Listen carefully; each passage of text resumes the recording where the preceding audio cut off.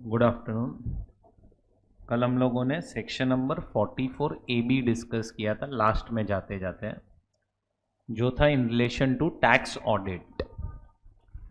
अब वो सेक्शन में क्या था कि अगर एक पर्सन बिजनेस कर रहा है तो बिजनेस के केस में हम एक कंडीशन चेक करेंगे।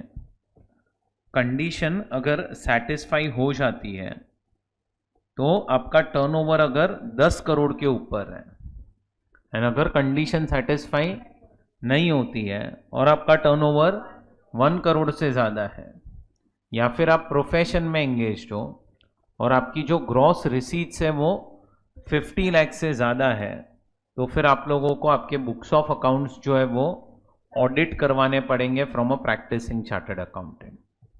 प्रैक्टिसिंग सीए आपको बदले में ऑडिट रिपोर्ट देगा, एंड जब भी आपको ऑडिट एप्लीकेबल हुआ, आपकी जो ड्यू डेट है ऑफ फाइलिंग रिटर्न वो हो जाएगी 31 अक्टूबर, एंड आप लोगों को जो रिपोर्ट सबमिट करना पड़ेगा वो 1 month before due date of filing return. Penalty लगेगा आपको 0.5% ऑफ टर्नओवर और 1,50,000 विच एवर इज लोअर। अब कंडीशन जो थी बिजनेस के केस में वो थी कि आपका जो भी cash bearer cheque and cross cheque से इनफ्लो है वो होना चाहिए लेस देन और equal to 5% of total inflow, and जो भी आपका cash bearer cheque and cross cheque से आउटफ्लो है वो भी होना चाहिए लेस देन और equal to 5% of total outflow. So ये हमने डिस्कस किया था। अभी हमें जो नेक्स्ट प्रोविजन डिस्कस करना है वो है 44 AA maintenance of books of accounts. अच्छा, ओके, ठीक है, थोड़ा वेट करते हैं। कल ये सम दिया था ना मैंने आप लोगों को, 7 सम। अच्छा, ये थर्ड क्वेश्चन हुआ क्या होमवर्क का? थर्ड वाला चेक करो, होमवर्क का थर्ड।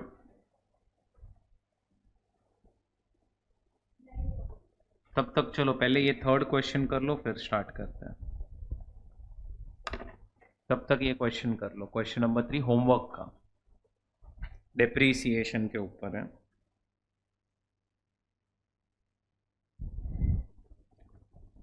चलो आ गया आंसर। इसमें एक नई चीज सीखने जैसी क्या है, ये देखो, ये जो लिखा है ना, ये the machine had been used only in Colombo earlier and the assessee is first user. आपको याद हो, अगर कोई मशीन हम इंपोर्ट करते हैं और अगर आप उसके इंडिया में फर्स्ट यूजर हो और उस पर अभी तक किसी ने भी डेप्री क्लेम नहीं किया है, तो फिर क्या होता था पता है? ऐसे असेट्स को हम न्यू असेट मानते हैं। बट ये न्यू असेट हम मानते हैं ना, that is only and only for the purpose of section 35 AD। मतलब ये न्यू असेट माना जाता है for specified business. Normal business के लिए तो आज भी ये असेट सेकेंड हैंड ही है, तो ये असेट के ऊपर आपको एडिशनल डेप्रीसिएशन जो है वो नहीं मिलेगा। ऐसे असेट को हम न्यू मानते हैं बट ओनली स्पेसिफाइड बिजनेस के लिए न्यू मानते हैं। चलो बढ़ते आगे। अब हम आते हैं maintenance of books of accounts वाले प्रोविजन पे। चलो ध्यान से सुनो।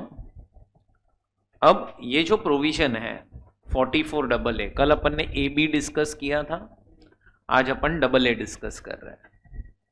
44AA के अंदर दो पार्ट्स किए गए, दो। पहला, अगर आप स्पेसिफाइड प्रोफेशन में एंगेज्ड हो कि फिर आप अदर प्रोफेशन में एंगेज्ड हो, वो चेक करो।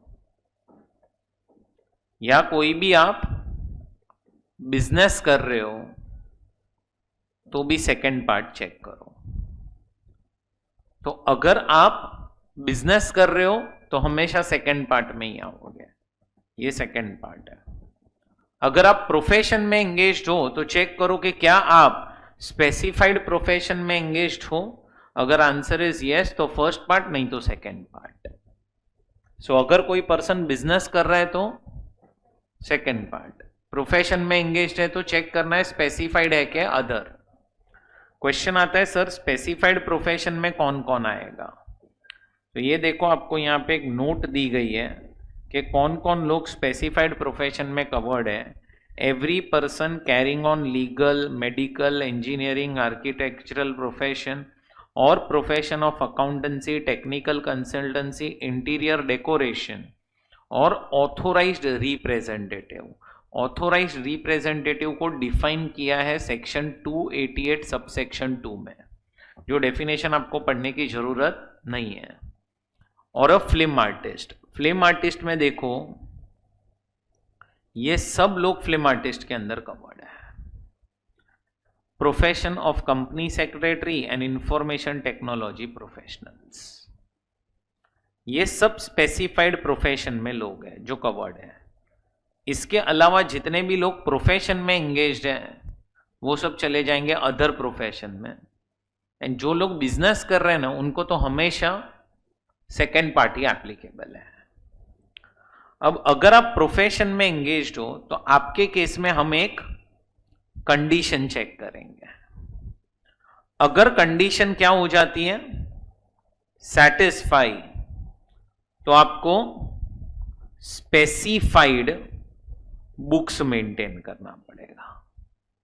एंड अगर कंडीशन सेटिस्फाई नहीं होती है तो आपको एनी बुक्स मेंटेन करना पड़ेगा। यहां पे भी एक कंडीशन है,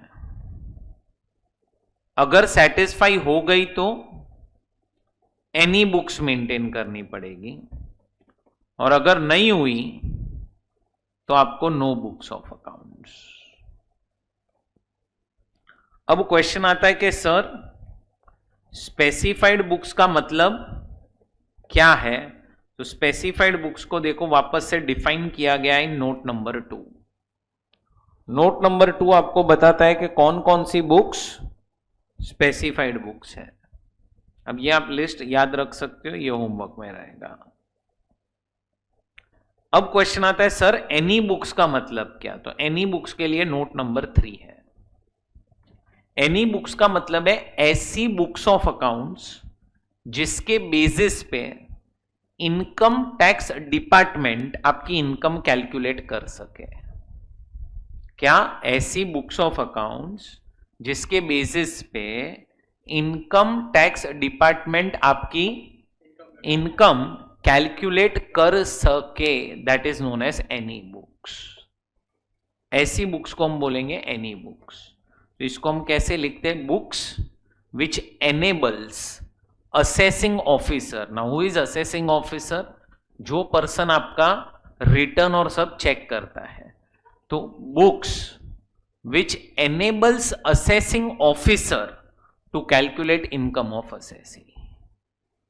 क्या लिख बोला मैंने, books which enables assessing officer to calculate income of assessee. ऐसी बुक्स जिसके बेसिस पे इनकम टैक्स डिपार्टमेंट आपकी इनकम कैलकुलेट कर सके, ऐसी बुक्स को हम क्या बोलेंगे, एनी बुक्स। एक मिनट, सेक्शन 2 पार्ट में डिवाइड होता है। पहला specified profession, second other profession और एनी बिजनेस। अब यहां पे कंडीशन है, सेटिस्फाई हो गई तो क्या मेंटेन करोगे, नहीं हुई तो, और यहां पे कंडीशन है सेटिस्फाई हुई तो, और नहीं हुई तो नो बुक्स। बराबर, इतना समझा। अब क्वेश्चन आ रहा है यहां पे कंडीशन क्या है, ध्यान से सुनो। कंडीशन है कि आपकी जो ग्रॉस रिसीट्स है, gross in all the preceding, in all the preceding 3 years it should be more than 1.5 lakhs per annum। आपकी जो ग्रॉस रिसीट्स है वो होनी चाहिए more than 1,50,000 in all the preceding 3 years. Now when I say gross receipts, इसका मतलब क्या, जब आप P&L अकाउंट बनाते हो ना, तो इधर जो अमाउंट लिखते हो ना, जिसको हम सेल्स बोलते हैं, क्योंकि ये लोग प्रोफेशन में है ना, इसीलिए हम लोग वर्ड यूज करते हैं ग्रॉस रिसीट्स। तो जिनकी भी ग्रॉस रिसीट्स, ये अमाउंट 1.5 लाख से ज्यादा है in all the preceding 3 years, तो ये कंडीशन सेटिस्फाई हो गई, तो आपको क्या मेंटेन करना पड़ेगा, स्पेसिफाइड बुक्स, और नहीं हुई तो एनी बुक्स। अब तुम्हारा प्रीवियस ईयर कौन सा है, प्रीवियस ईयर 24-25। अब इसके प्रीसीडिंग 3 years मतलब 23-24, 22-23 एंड 21-22। अपने को ये देखना है कि अपने को कौन से बुक्स मेंटेन करने को आएगा। अगर मैं आपको बोलूं केस 1, आपकी ग्रॉस रिसीट्स 1.4 lakhs है, 1.5 lakhs है एंड 1.6 lakhs है, तो आपको क्या मेंटेन करना पड़ेगा, एनी बुक्स। अगर आपकी ग्रॉस रिसीट्स 1.5 है, 1.5 है और 1.6 है, वापस से एनी बुक्स। क्यों, क्या लिखा है, पढ़ो, इट शुड एक्सीड 1,50,000। तो इसका मतलब अगर आपकी ग्रॉस रिसीट 1.6 lakhs है, 1.7 lakhs एंड 1.8 lakhs है, तो क्या, तो स्पेसिफाइड बुक्स आएगा। बोलो, समझा आप लोगों को ये, पक्का। अब क्वेश्चन आता है कि इधर कंडीशन क्या है, इधर किसमें, other profession and any business में। तो इधर है ना, इधर कंडीशन में ऐसा है, कंडीशन 2 है, 1 और 2, मतलब सेटिस्फाई कितनी करनी है, दोनों के दोनों में से कोई भी एक। और इंडिविजुअल एचयूएफ के लिए कंडीशन थोड़ी सी अलग है, और अदर असेसीज के लिए कंडीशन थोड़ी सी अलग है। क्या कंडीशन है, तो इधर पहला कंडीशन है कि आपका जो ग्रॉस रिसीट या टर्नओवर होना चाहिए इन any of the preceding 3 years, in any of the preceding 3 years should exceed 25 lakhs or it should exceed 10 lakhs. 25 lakhs in case of individual and HUF, and in case of others 10 lakhs.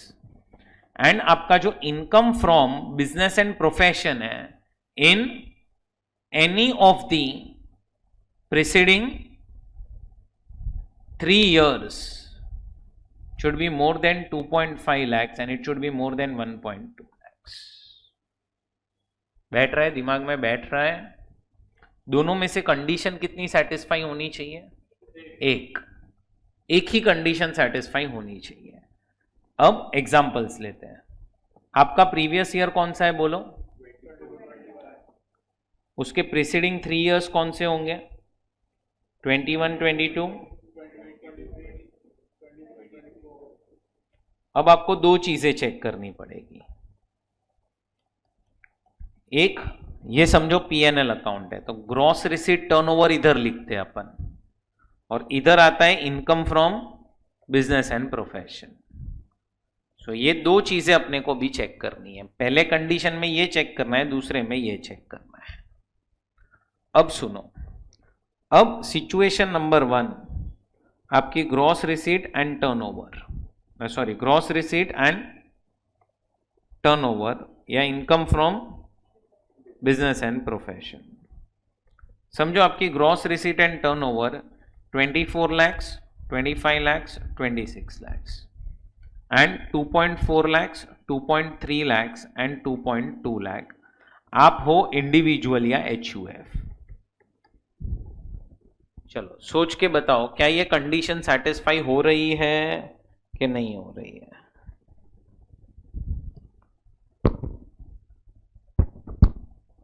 Condition satisfy हो रही है कि नहीं हो रही है,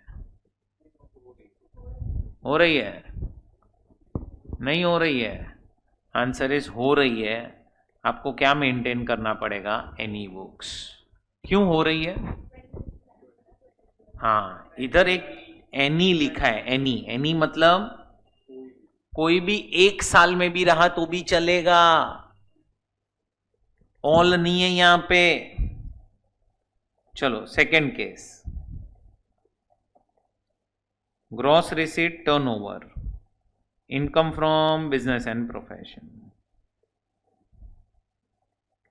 समझो ये है 24, 25, 24, ये है 2.6, 2.4 एंड 2.3।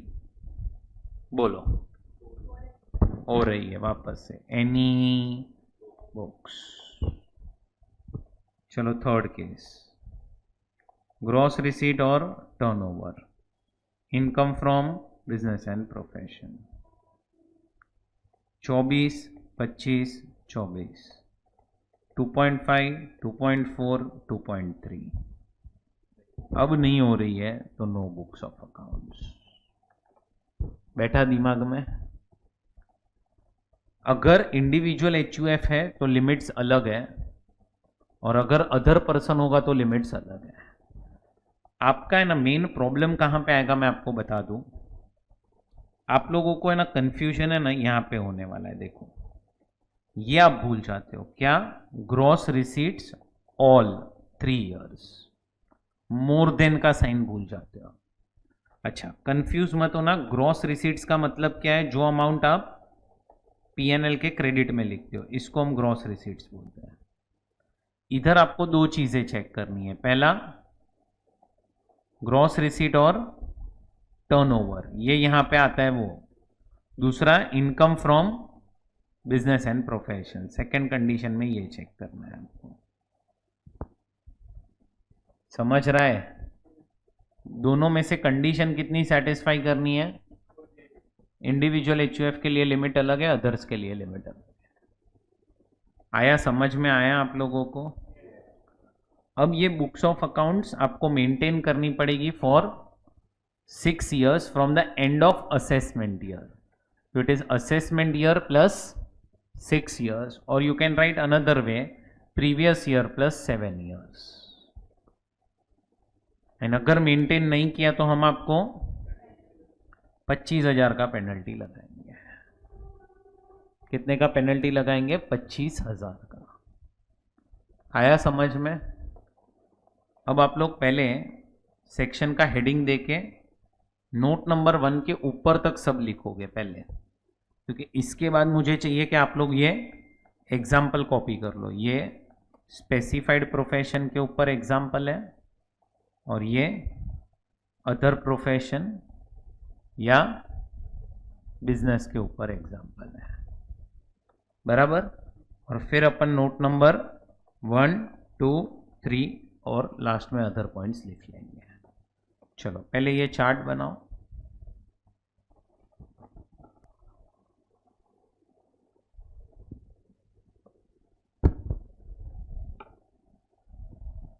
हो गया इतना?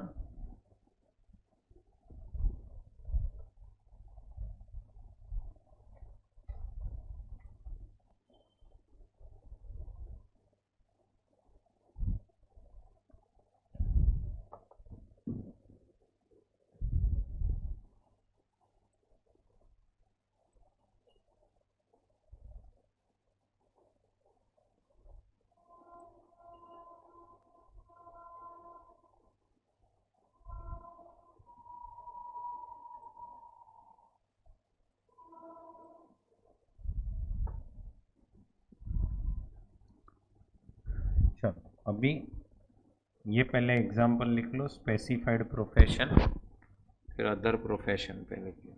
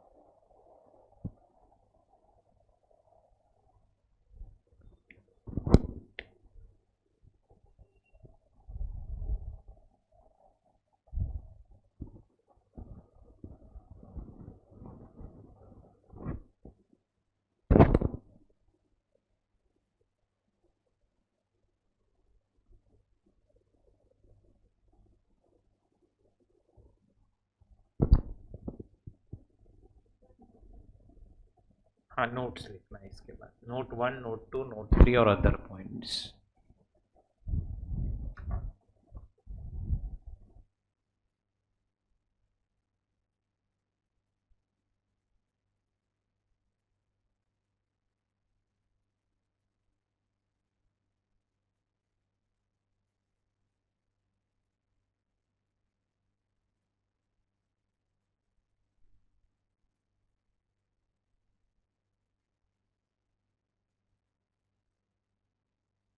Pay attention. अब फ्रेंड्स हम लोगों को नेक्स्ट प्रोविजन जो अभी डिस्कस करना है वो है सेक्शन नंबर 40B करके, interest and remuneration by firm to partners. बोलो क्या लिखा है मैंने? Interest and remuneration by firm to partners. अब पहले मैं आपको ना रीजन एक्सप्लेन करता हूं कि ये सेक्शन बनाने का रीजन क्या था। समझो कि there is one partnership firm, ये फर्म है, और फर्म के जो प्रॉफिट्स है ना, प्रॉफिट्स वो है समझो 40 लाख। अब फर्म को 40 लाख के ऊपर टैक्स कितना आता है फर्म को? तो 30% के हिसाब से टैक्स लगता है पार्टनरशिप फर्म को, तो 12 लाख का टैक्स आ जाएगा, plus health and education cess आएगा 4%। अब ये फर्म है ना, फर्म कुछ प्लानिंग करती थी। प्लानिंग क्या? समझो ये फर्म में 4 पार्टनर्स हैं, तो फर्म क्या करती थी, अपने ही पार्टनर्स को चारों को 10 लाख 10 लाख 10 लाख और 10 लाख का रेम्यूनरेशन दे देती थी। 40 लाख रेम्यूनरेशन, फर्म अपने प्रॉफिट्स कितने दिखाती थी? 0, और फर्म का टैक्स कितना हो गया? 0। और ये 10 लाख 10 लाख 10 लाख 10 लाख इनकम हो गई किसके हाथ में? पार्टनर्स के हाथ में। अब समझो सारे के सारे पार्टनर्स इंडिविजुअल है। कौन है सारे के सारे पार्टनर्स? अब 10 लाख के ऊपर अगर आप ऑप्शनल स्कीम में भी जाओगे कि नहीं से हर एक का टैक्स 1,12,500 आएगा, तो टोटल चारों का भी टैक्स ऐड कर दोगे तो 4.5 लाख रुपया टैक्स आएगा। थोड़ा सा अगर दिमाग चल रहा हो आपका, अगर फर्म 40 लाख पे टैक्स भरती तो 12 लाख का टैक्स भरती 30% के हिसाब से। बट फर्म ने क्या किया, वही प्रॉफिट्स डिस्ट्रीब्यूट कर दिए पार्टनर्स के हाथ में, और पार्टनर्स को बोल दिया आप टैक्स भर दो, हमें टैक्स नहीं भरना। जिधर टैक्स आ रहा था 12 लाख रुपया, उधर टैक्स कितना आया? 4.5 लाख। बैठ रहा है दिमाग में? तो अब है ना, गवर्नमेंट ने क्या देखा कि एक फर्म अपना टैक्स कैसे बचा रही है? By paying remuneration and interest to partners, और इसी रीजन के वजह से आया सेक्शन 40B। 40B क्या बोल रहा है कि फर्म आप अपने पार्टनर्स को इंटरेस्ट दो, चलेगा, रेम्यूनरेशन दो, चलेगा, लेकिन हम सब चीजों के ऊपर एक लिमिट डाल देंगे। मतलब इससे ज्यादा फर्म आप रेम्यूनरेशन दोगे हम डिसअलाउ कर देंगे, अगर इससे ज्यादा आप इंटरेस्ट पे करोगे हम डिसअलाउ कर देंगे। तो सेक्शन 40B बनाने का रीजन क्या था कि जब 40B सेक्शन नहीं था वो टाइम पे लोग क्या करते थे? इंटरेस्ट देते थे, रेम्यूनरेशन देते थे, किसको? पार्टनर को। कौन? Partnership firm. और अपने प्रॉफिट्स फर्म कम कर देती थी और पार्टनर जो है उसको टैक्स लगता था। इसीलिए ये सेक्शन आया, और सेक्शन ये नहीं बोल रहा है कि इंटरेस्ट एंड रेम्यूनरेशन अलाउड नहीं है, अलाउड है लेकिन लिमिट के अंदर होना चाहिए। अब ध्यान से सुनना, अब ये समझो पार्टनरशिप फर्म का P&L अकाउंट है। अब फर्म क्या पे करेगी पार्टनर को? बोलो, इंटरेस्ट ऑन लोन और कैपिटल। मतलब अगर पार्टनर ने पार्टनरशिप फर्म को लोन दिया था या कैपिटल दिया था, तो ये फर्म उसको इंटरेस्ट पे करेगी। तो फर्म के लिए इंटरेस्ट क्या है?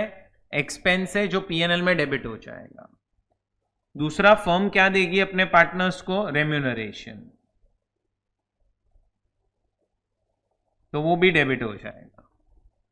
अब फर्म के और भी खर्चे माइनस करने के बाद नेट प्रॉफिट मिलेगा आपको बिफोर टैक्स। क्या भरेगी फर्म इस पे? क्या बचेगा? Net profit after tax. और ये नेट प्रॉफिट आफ्टर टैक्स क्या किया जाएगा? डिस्ट्रीब्यूट किसके बीच में? पार्टनर्स के बीच में in their profit sharing ratio. अब तुम समझो, ये फर्म जो है, ये फर्म अपने पार्टनर्स को 3 चीजें दे रही है, 3। नंबर 1, फर्म क्या दे रही है? इंटरेस्ट ऑन लोन और कैपिटल। दूसरा, remuneration to partners, remuneration directly. And तीसरा क्या दे रही है फर्म अपने पार्टनर्स को? Share in profits, share in profits. अब तुम समझो, ये 2 चीजें जो है ना, ये 2 चीजें पार्टनर को क्या हो जाएगी? बोलो जरा। टैक्सेबल। और पार्टनर को टैक्सेबल होगा under the head business and profession. अपन ने पढ़ा था सेक्शन नंबर 28 चार्जिंग सेक्शन के अंदर, याद है? फर्म को, पार्टनर को जो भी रेम्यूनरेशन एंड इंटरेस्ट मिलता है वो टैक्सेबल होता है अंडर बिजनेस एंड प्रोफेशन।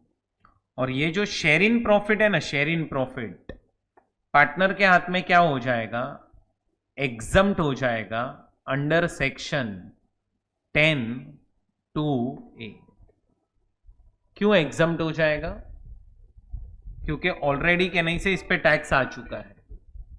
इधर आपका फर्म का प्रॉफिट अगर 1 लाख आया होगा, फर्म ने उस पे 30,000 टैक्स भरा होगा, तो 70,000 ही डिस्ट्रीब्यूट हुआ ना, तो ऑलरेडी टैक्स हो चुका है। इसी रीजन के वजह से पार्टनर के हाथ में एग्जम्प्ट हो जाएगा। अब ये जो इंटरेस्ट है ना, इंटरेस्ट, ये जो आप इंटरेस्ट इधर पीएनएल में डेबिट करते हो, किसके पीएनएल में? फर्म के पीएनएल में। और ये जो रेम्यूनरेशन आप डेबिट करते हो, किसके पीएनएल में?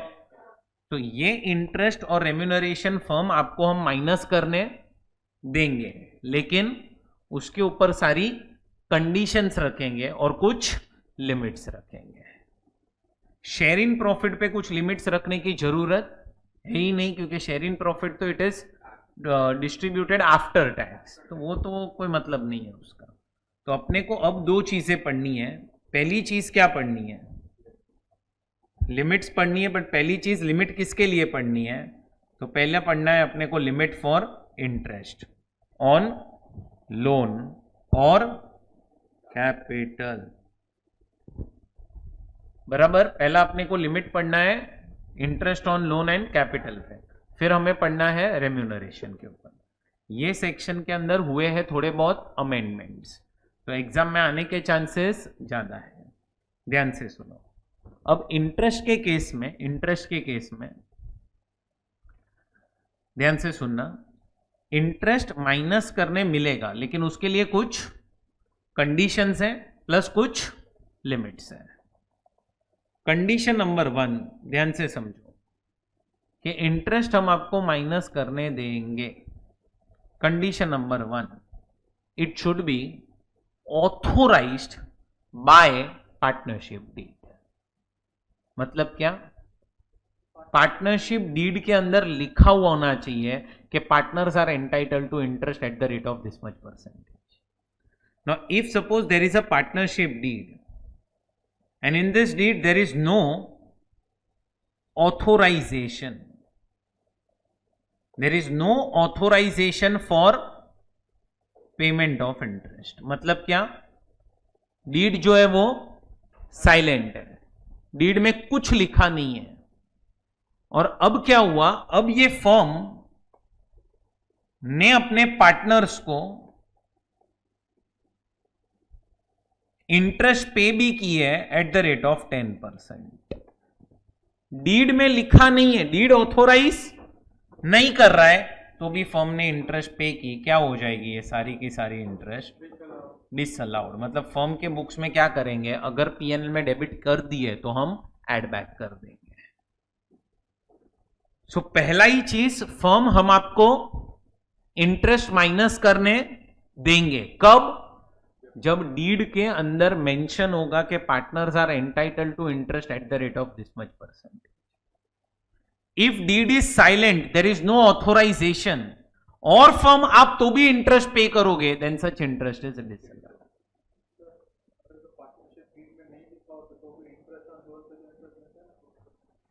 वो सब पार्टनरशिप एक्ट के हिसाब से है, यहां पे नहीं चलेगा। डीड के अंदर मेंशन होना चाहिए कि partners are entitled to interest, लिखा होना चाहिए। Next, now second point is कि partnership deed authorizes payment of interest at the rate of 10%। मतलब क्या, डीड में लिखा है क्या कि पार्टनर को इंटरेस्ट मिलना चाहिए, कितना, 10%। और ये फर्म ने क्या किया, फर्म ने अपने पार्टनर्स को इंटरेस्ट पे भी की एट द रेट ऑफ 11%। तो जो एक्स्ट्रा 1% है ना, वो फर्म के हाथ में क्या हो जाएगा, डिसअलाउ। पहला पॉइंट था कि there should be an authorisation in a partnership deed. Second, payment should be in accordance with partnership deed, payment should be. अब थर्ड पॉइंट, पार्टनरशिप डीड है, in that there is no authorisation for payment of interest, there is no authorisation for payment of interest. Now this deed is revised on 1st July 2024 and amended deed provides authorization for payment of interest at the rate of 10% with effect from 1st April 2024। मतलब पहले जो deed थी उसमें authorisation था नहीं, एक नया deed बनाया।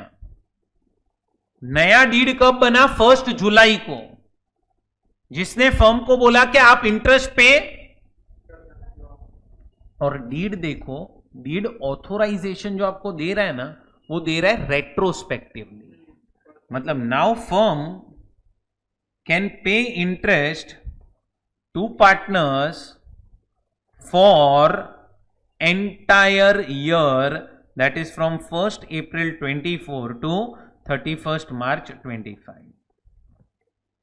अब एक प्रोविजन क्या बनाया गया है कि इसमें से जो आपकी पहले 3 मंथ्स की इंटरेस्ट थी, जिसका आपने रेट्रोस्पेक्टिव ऑथोराइजेशन दिया है, ये हम आपको कभी माइनस करने नहीं देंगे। आपको इंटरेस्ट हम माइनस करने देंगे ओनली कौन सी इंटरेस्ट, जो ऑथोराइजेशन के बाद पे हुआ है, ये अलाउड है।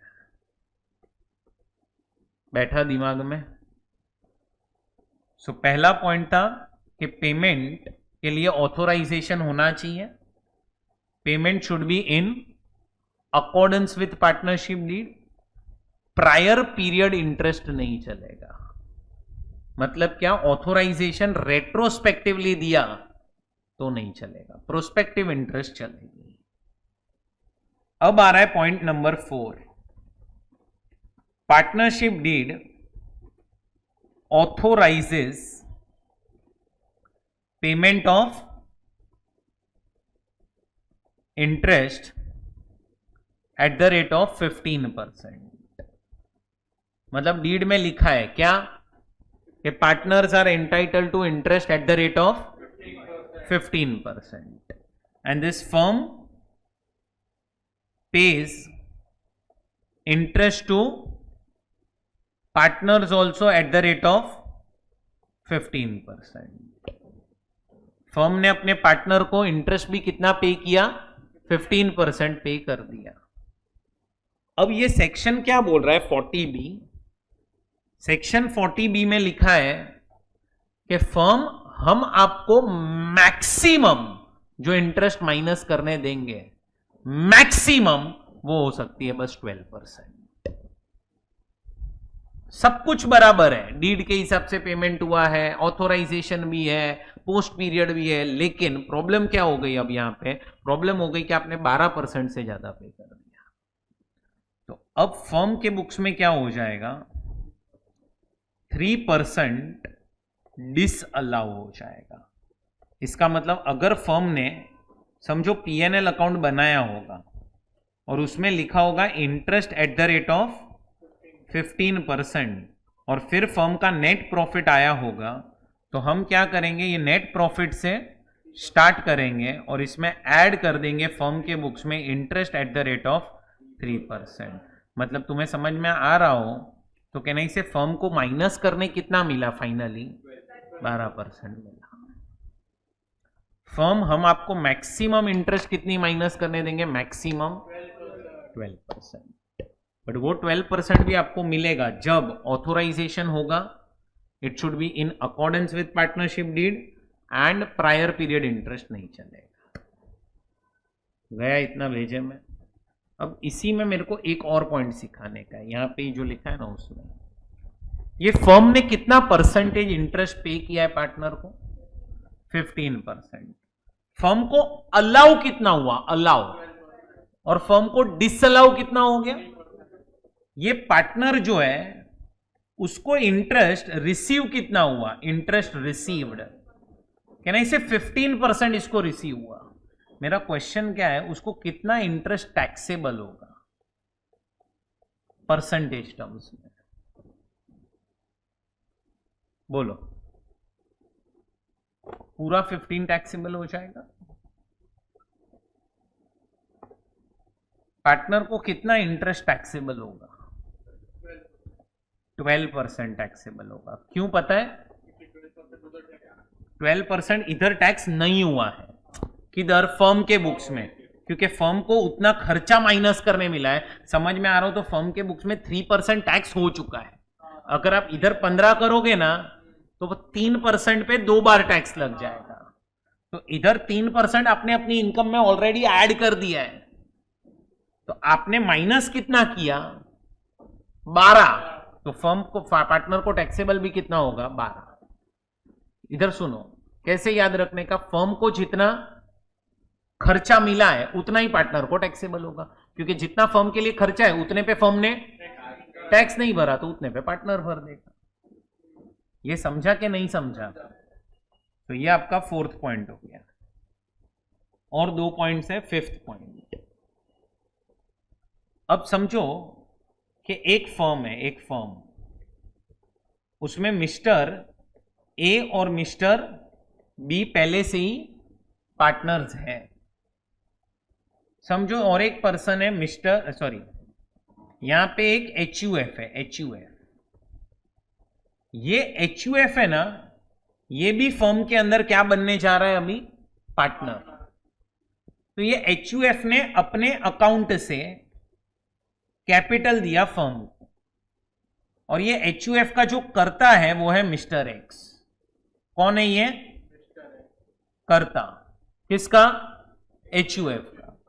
अब तुम समझो HUF जो है ना, HUF उसका कोई सेपरेट लीगल स्टेटस नहीं होता है।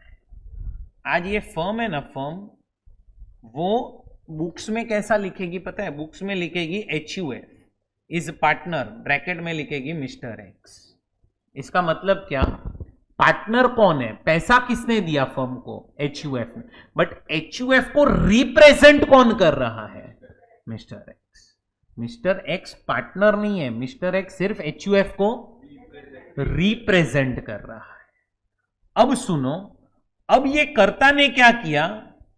ये जो कर्ता है ना, उसने अपने अकाउंट से ये फर्म को अलग से कुछ लोन दिए। लोन वो उसके खुद के account, personal account, individual account से लोन दिए। और अब ये फर्म इसको भी इंटरेस्ट पे कर रहा है। किसको? कर्ता को। बट ये इंटरेस्ट पे की जा रही है इन इंडिविजुअल कैपेसिटी, क्योंकि कर्ता ने भी लोन दिया है।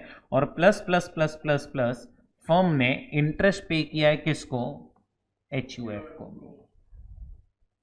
अब ये जो मैं प्रोविजन सिखा रहा हूं ना 40B, वो सब इधर चेक करोगे तुम लोग। बट 40B के प्रोविजंस यहां पे एप्लीकेबल नहीं होंगे। वो लोग क्या बोल रहे हैं कि इंडिविजुअल कैपेसिटी और रिप्रेजेंटेटिव कैपेसिटी को मर्ज मत करो आप लोग। Here Mr. X is a partner in a firm, but he is not partner in a firm in individual capacity. He is partner in a firm in a representative capacity. Mr. X is only representing HUF.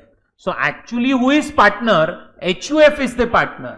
तो HUF ने जो capital दिया है उस पे जो आप interest pay करोगे वो आप 40B में कवर करो। बट मिस्टर एक्स ने अगर इंडिविजुअल कैपेसिटी में कोई भी पैसा दिया है और मिस्टर एक्स को आप इंटरेस्ट पे कर रहे हो तो उस पर प्रोविजन अप्लाई नहीं होगा। एंड यही जो मैंने केस सिखाया इसका उल्टा केस नंबर 6 है अपना। क्या? एक फर्म है, उसमें दो पार्टनर है, mister A and mister B. ये दोनों पार्टनर है। अब मिस्टर एक्स जो है, बोलो कौन? Mister x. वो अपनी इंडिविजुअल कैपेसिटी में ये फर्म में पार्टनर बनने जा रहा है। उसने कैपिटल दिया है और यहां पे नया पार्टनर आ चुका है मिस्टर एक्स। मिस्टर एक्स का एक खुद का HUF है। ये HUF ने क्या किया है? HUF ने खुद के अकाउंट से ये फर्म को क्या प्रोवाइड किया है? लोन। अब फर्म इधर भी इंटरेस्ट पे कर रही है और फर्म इधर भी इंटरेस्ट पे कर रही है। तो ये वाली जो इंटरेस्ट है इस पे 40B के प्रोविजंस अप्लाई होंगे और ये वाली इंटरेस्ट जो है उस पे 40B के प्रोविजंस अप्लाई नहीं होंगे। आपको क्या देखना है पता है? बहुत सिंपल रखते हैं। आपको ये देखना है who is partner in a firm. समझाइए। Here mister X is a partner in a firm but in individual capacity. खुद के पैसा दिया है उसने, HUF के अकाउंट से पैसा नहीं गया, खुद का पैसा दिया है, तो वो पार्टनर है। और HUF ने अलग से खुद के अकाउंट से लोन दी हुई है। तो HUF पार्टनर नहीं है। पार्टनर कौन है? Mister x. ऊपर पार्टनर कौन था? HUF। अब ये जो मैंने आपको 6 एग्जांपल्स दिए अभी, यहां पे तुम देखोगे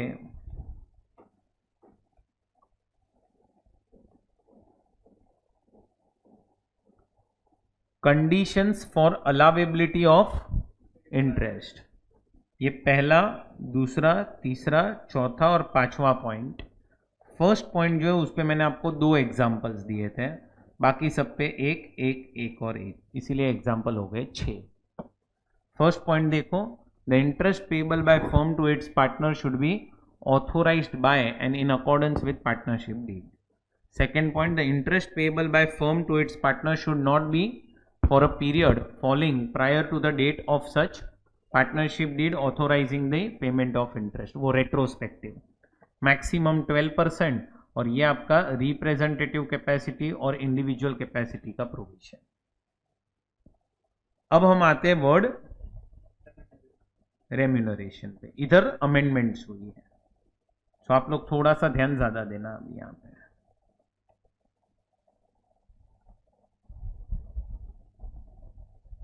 रेम्यूनरेशन। अब अगर फर्म ने पार्टनर को क्या पे किया है, बोलो, remuneration. Now remuneration can be salary, it can be professional fees, it can be royalty, it can be bonus, it can be commission, ये सबको हम रेम्यूनरेशन बोलते हैं। सो रेम्यूनरेशन वर्ड मतलब सिर्फ सैलरी नहीं आती है, any amount paid by firm to partner for rendering services is remuneration. अब पहला पॉइंट जरा देखो, पहला पॉइंट क्या लिखा है, such remuneration is paid only and only and only and only to working partner. तो पहले तो पेमेंट होना चाहिए टू वर्किंग पार्टनर। इसका मतलब जो भी नॉन वर्किंग पार्टनर्स होंगे उनको रेम्यूनरेशन दिया तो डायरेक्टली डिसअलाउ। सेकेंड, ऑथोराइजेशन होना चाहिए and it should be in accordance with partnership deal. मतलब क्या समझ में आ रहा है ना, ऊपर ही पढ़ाया। And third, it should be a post period item. Post period मतलब प्रोस्पेक्टिव इफेक्ट वाला। तो ये वाली कंडीशन जो थी और ये वाली कंडीशन और ये वाली ऊपर ही सिखाई है मैंने आपको। सो देखो, it should be authorised and it should be in accordance with partnership deed, it should not pertain to a period prior to partnership deed. तो पहले तो वर्किंग पार्टनर को रेम्यूनरेशन दो, ऑथोराइजेशन होना चाहिए and it should be in accordance with partnership deed और post period salary होना चाहिए।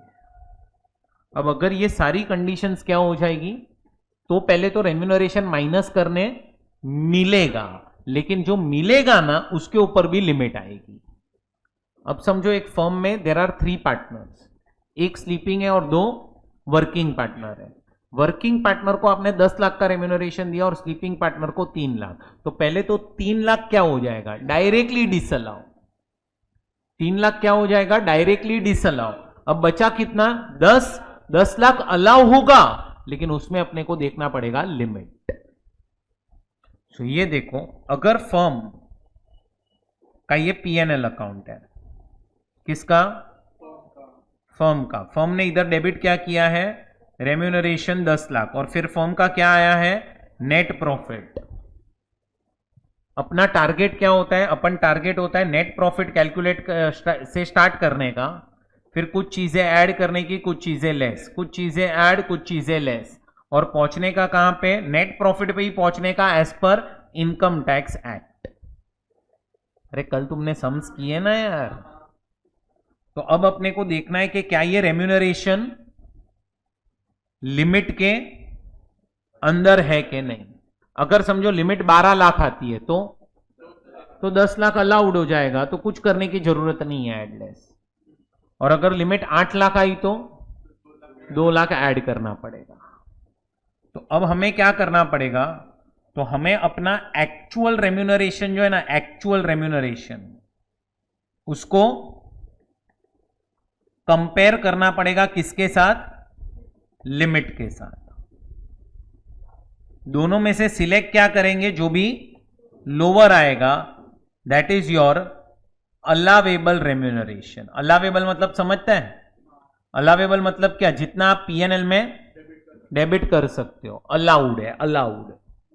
बट उसके लिए एक्चुअल रेम्यूनरेशन देखो और लिमिट देखो। अच्छा, जब एक्चुअल देख रहे हो तो एक्चुअल में क्या देखोगे, जो रेम्यूनरेशन वर्किंग पार्टनर को दिया है, ऑथोराइज्ड है, इन अकॉर्डेंस है एंड पोस्ट पीरियड है, उतना ही एक्चुअल आएगा। उसके अलावा तो बाकी सब तो डिसअलाउ ही हो चुका है, बराबर। अच्छा, अपना टारगेट क्या है, अपना target is to calculate net profit of partnership firm as per income tax act. अपने को चाहिए ये, बट ये निकालने के लिए अपने को क्या देखना पड़ेगा कि क्या ये रेम्यूनरेशन लिमिट के अंदर है कि नहीं। अब क्वेश्चन आता है लिमिट क्या है सर, वो बताओ अभी। बस ये लिमिट के अंदर अमेंडमेंट्स हुई है। अब लिमिट आपको चेक करनी होगी ना, लिमिट, तो आपको देखना पड़ेगा कि फर्म को बुक प्रॉफिट आया है कि फर्म को बुक लॉस आया है। उसके बेसिस पे अपन लिमिट चेक करते हैं। सो अगर मुझे लिमिट निकालनी होगी तो मुझे पहले बुक प्रॉफिट या बुक लॉस चाहिए होगा। क्या चाहिए होगा? बुक प्रॉफिट या बुक लॉस। अब क्वेश्चन आता है सर बुक प्रॉफिट और बुक लॉस का मतलब क्या है, वो अपन थोड़ी देर बाद देखते हैं। बट अगर समझो आपको बुक लॉस आ रहा है, किसको बुक लॉस आ रहा है? पार्टनरशिप फर्म को। तो एक फर्म अपने पार्टनर्स को कितना मैक्सिमम रेम्यूनरेशन दे सकती है? 3 लाख। पहले ये लिमिट थी 1.5 लाख रुपया, इस साल डबल कर दी उन्होंने। अगर एक फर्म को बुक प्रॉफिट आता है, बोलो क्या आता है? बुक प्रॉफिट आता है अप टू 6 लाख। कितना आता है बोलो? Up to. तो 90% ऑफ बुक प्रॉफिट और 3 lakh rupees whichever is higher, इतना फर्म को रेम्यूनरेशन अलाउ हो जाएगा, मतलब इतना मैक्सिमम मिलेगा फर्म को। And if book profits are beyond 6 lakh, तो इधर आपको स्लैब रेट की तरह अप्लाई करना है। 6 लाख तक 90%, that is 5,40,000 plus 60% of book profit minus 3 lakh, 60% balance book profit का। अब एग्जाम्पल लेते हैं। आपको मैं यहां पे बुक प्रॉफिट दूंगा या बुक लॉस लिखूंगा, आप मुझे बताना लिमिट क्या होगी। सुनो, पहले केस में समझो there is a book loss of 2 lakh.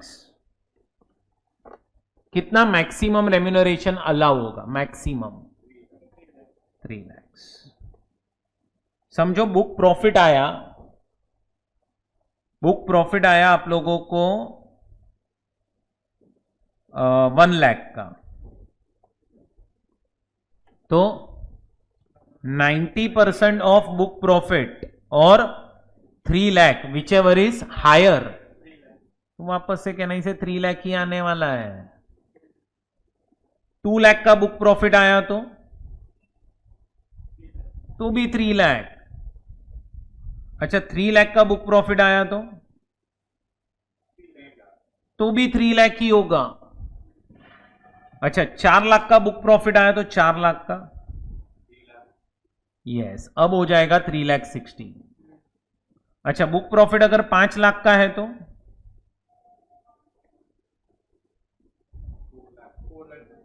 4,50,000। अगर बुक प्रॉफिट 6 लाख का है तो 5,40,000। और अब बराबर से ध्यान देना, अगर बुक प्रॉफिट 7 लाख का है तो 6 लाख के ऊपर तो आपका कहना ही से 5,40,000 फिक्स ही है। अब एक्स्ट्रा बुक प्रॉफिट कितना कमाया आपने उस पे, तो टोटल कितना हो गया? 6 lakh. That is 540 plus 60% of 1 lakh. अरे समझ रहा है? तो ये आप लोगों को लिमिट आपको चेक करनी है। बट लिमिट के लिए अब अपने को क्या चाहिए? अभी अपने को चाहिए बुक प्रॉफिट। तुम देखो अपन किधर तक जा रहे हैं अभी, बुक प्रॉफिट या बुक लॉस। अब क्वेश्चन आता है sir what is book profit book loss? ध्यान से समझो, बहुत सिंपल है। बुक प्रॉफिट बुक लॉस का मतलब है योर टैक्सेबल प्रॉफिट्स ओनली। मतलब क्या? कल अपन ने सम किया है, नेट प्रॉफिट से स्टार्ट किया, लास्ट में नेट प्रॉफिट पे एंड हुए। जो लास्ट वाला नेट प्रॉफिट है ना, that is your book profit. But वो टैक्सेबल प्रॉफिट्स ही निकालने हैं आपको। जो आप नॉर्मली एड लेस कर रहे थे वही करना है बस। This is taxable profit before remuneration. मतलब क्या? रेम्यूनरेशन का इफेक्ट मत देना बस, बाकी सब चीजें एड लेस कर लो। बस एक चीज का इफेक्ट मत देना, रेम्यूनरेशन। इसका मतलब शॉर्ट में बोलूं तो ये पीएनएल अकाउंट है, आपने नेट प्रॉफिट से स्टार्ट किया, जो एड लेस आपको सिखा है वो कर दो। आपने पूरा रेम्यूनरेशन क्या कर दिया? डेबिट कर दिया है ना। अभी टैक्सेबल प्रॉफिट कैलकुलेट करने के लिए ये पूरा का पूरा रेम्यूनरेशन एक बार के लिए ऐड कर दो, तो आपको क्या मिल गया? कहने से that is your net profit only. But this is net profit as per income tax act before remuneration, मतलब हमने अभी तक रेम्यूनरेशन माइनस नहीं किया है, वो वाला नेट प्रॉफिट को हम बोलते हैं बुक प्रॉफिट। बुक प्रॉफिट क्यों निकाला हमने? लिमिट निकालने के लिए, और लिमिट के बेसिस पे हम क्या चेक करेंगे कि कितना अलावेबल होगा। मतलब लिमिट मिली तो लिमिट अलाउड नहीं है, अगर समझो लिमिट से कम रेम्यूनरेशन दिया है पार्टनरशिप फर्म ने तो कम अलाउड है, अगर लिमिट से ज्यादा दिया है तो लिमिट तक अलाउड है। अब आपको क्या कैलकुलेट करना है? Net profit of firm. What is net profit of firm?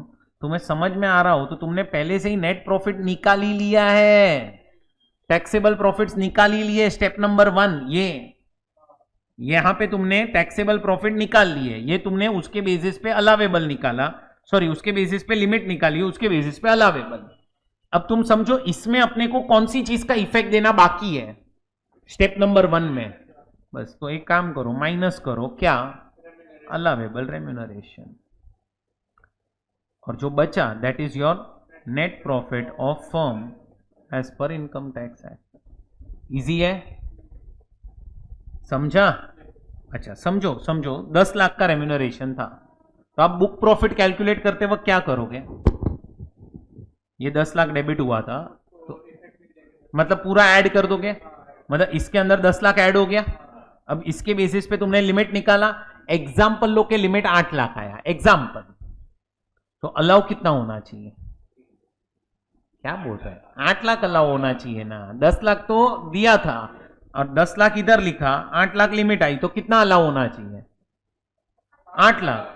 तो अब तुम एक काम करो ना, ये टैक्सेबल प्रॉफिट में से 8 लाख माइनस कर दो। अब तुम देखो कैसे किया तुमने, 10 लाख पहले ऐड किया था, 8 लाख माइनस किया, ऑटोमेटिकली 2 लाख डिसअलाउ हो गया। तो आपको क्या करना है, how to calculate this last step, step number 4, very easy.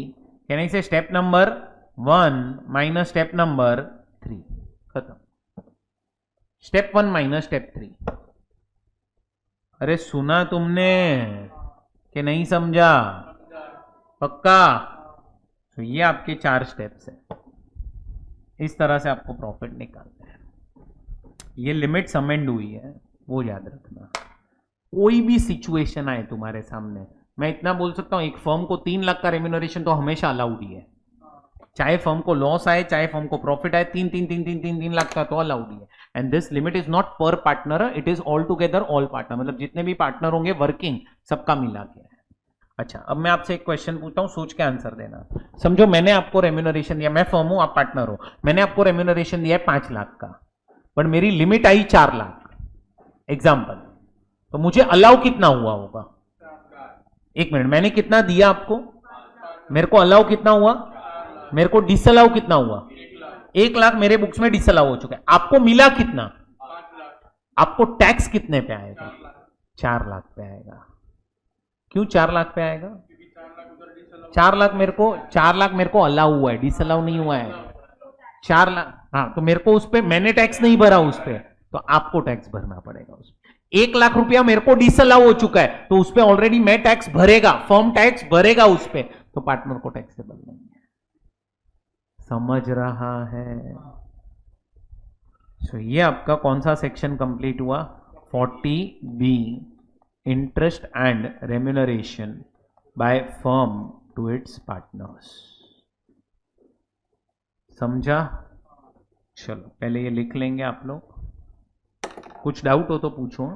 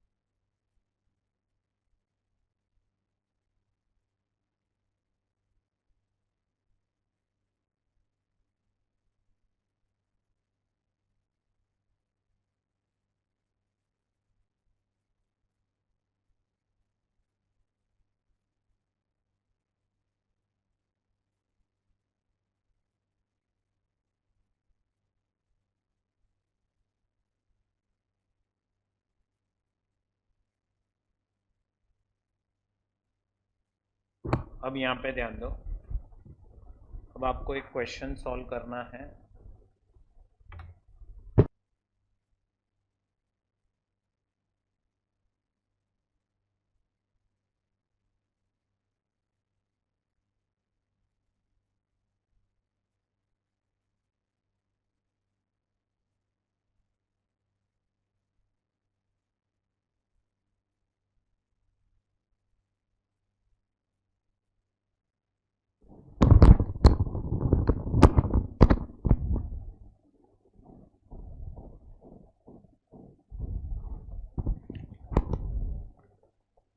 चलो,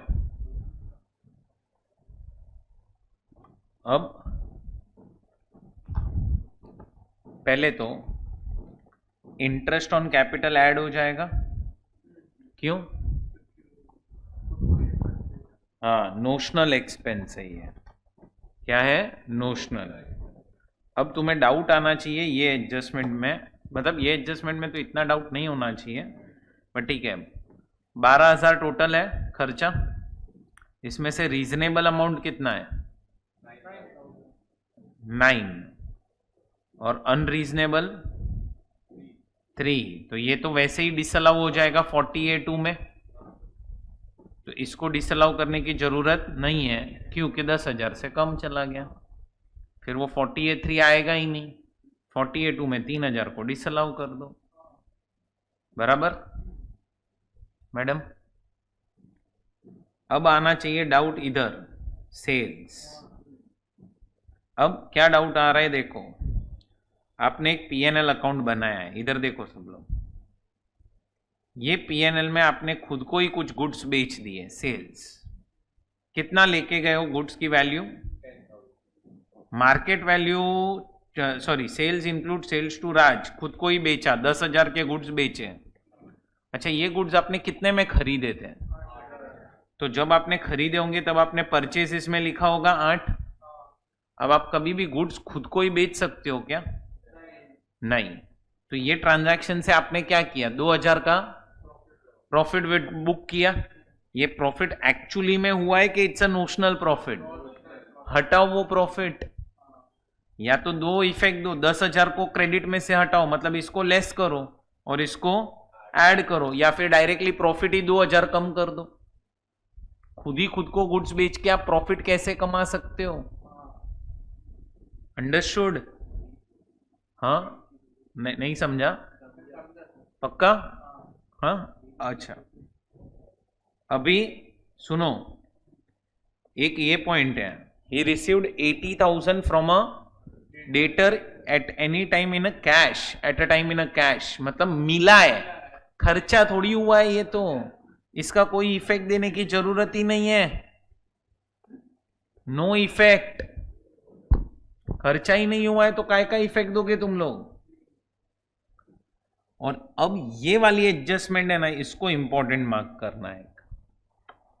क्या है adjustment? Recovery of bad debts. पढ़ो क्या लिखा है, रिकवरी ऑफ बैड डेब्ट्स। कितनी बैड डेब्ट्स की रिकवरी हुई है?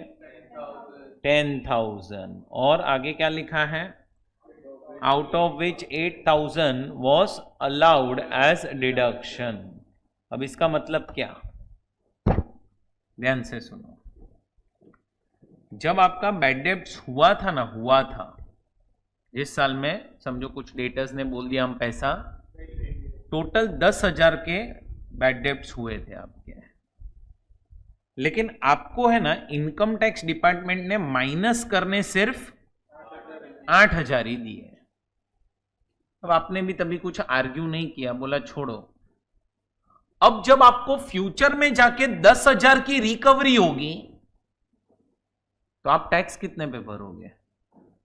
10,000 पूरे पे भरोगे? तो आंसर इज नो। आप क्या बोलोगे कि जब खर्चा हुआ था तब तो आपने मुझ को 8,000 ही माइनस करने दिया, मतलब आपने तो 2,000 पे पहले ही टैक्स ले लिया है, तो मेरे को जब 10,000 की रिकवरी होगी तो मैं टैक्स कितने पे भरूंगा? सिर्फ 8,000 पे ही भरूंगा, मतलब 2,000 में लेस कर दूंगा। समझ रहा है कि नहीं? अरे जितना खर्चा दिया है उतना ही आप इनकम लो ना। अगर खर्चा ही 8,000 है तो इनकम भी आप 8,000 ही सामने कंसिडर करो। समझा? तो ये चीज़ ध्यान में रखना। मस्त समय ये एक्चुअली में CMA जो है ना, CMA करके कोर्स है, पता है, कॉस्ट एंड मैनेजमेंट अकाउंटिंग, उसमें से सम उठाया है। ये थोड़ा मॉडिफाई किया है क्योंकि उनके जो बुक में इंटरप्रिटेशंस है वो थोड़े से अलग होते हैं, अपने बुक में अलग है, तो उसको थोड़ा मॉडिफाई किया है। क्लियर हुआ? ये अच्छा समय, ये 2-3 एडजस्टमेंट्स ध्यान में रखना। और एक एडजस्टमेंट अच्छी थी ये वाली, बैड डेब्ट्स, ये समझिए आपको एडजस्टमेंट 1 लाख रुपीस। क्यों? Yes, perfect. जब आप बैड डेब्ट्स क्लेम कर रहे हो 1 लाख का, क्या है ये? Money was advance for purchase of building, मतलब क्या, आपने किसी से बिल्डिंग खरीदे का एडवांस दिया है, तो आपने क्या एंट्री पास की होगी जब एडवांस दिया होगा? तब किसी को एडवांस दिया है तब क्या एंट्री पास की होगी आपने? एडवांस फॉर बिल्डिंग, मतलब ये आपका असेट बना होगा और बैंक बैलेंस आपका कम हुआ रहेगा, मतलब ये कम हो चुका और ये एडवांस आ गया। अब सामने वाले ने क्या बोल दिया पता है? कि आपने एडवांस मुझे दिया, अब पैसा भूल जाओ, बिल्डिंग भी नहीं दे रहा हूं, तो इट्स अ बैड डेब्ट। अब क्या तुम इसको एज अ बैड डेब्ट क्लेम कर सकते हो पीएनएल में? तो आंसर इज नो। तुम उसी चीज को बैड डेब्ट क्लेम कर सकते हो जिसको तुमने पहले कभी ना कभी इनकम बनाया था। इनकम बनाया था तो इधर डेबिट आ सकता है। याद आया वो पॉइंट? ये एंट्री समझी क्या तुम्हें? तुमने किसी को क्या दिया था, तो तुमने क्या एंट्री पास की होगी? Advance, advance for building to bank, ये डेबिट हुआ रहेगा। ये क्या बन गया तुम्हारा? असेट, और ये तुम्हारा पेमेंट हो गया। समझा ना? तो तुम्हारे बैलेंस शीट में ही एंट्री आई होगी। बैलेंस शीट में इधर एडवांस दिखा होगा और इधर बैंक दिखा होगा। बैंक कम हो गया, एडवांस खड़ा हो गया यहाँ पे। अब सामने वाले ने बोल दिया क्या, कि मैं तुम लोगों को बिल्डिंग नहीं बेचूंगा, तो इट्स अ बैड डेट। क्या तुम इसको as a bad debt claim कर पाओगे? Answer is no. ये भी अच्छा एडजस्टमेंट है। समझा कि नहीं?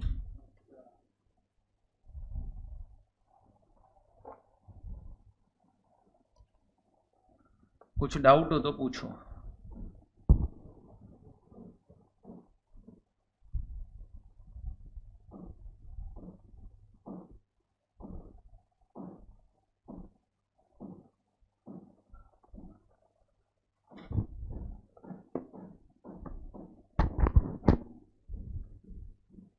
बराबर।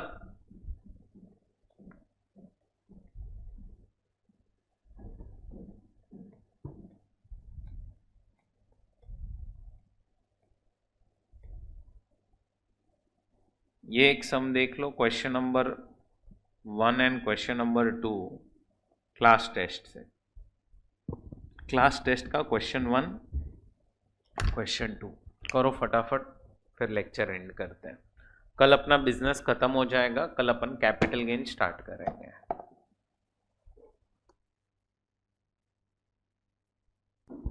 ये 2 सम करो, फिर कल मिलते हैं, ठीक है? चलो बाय बाय।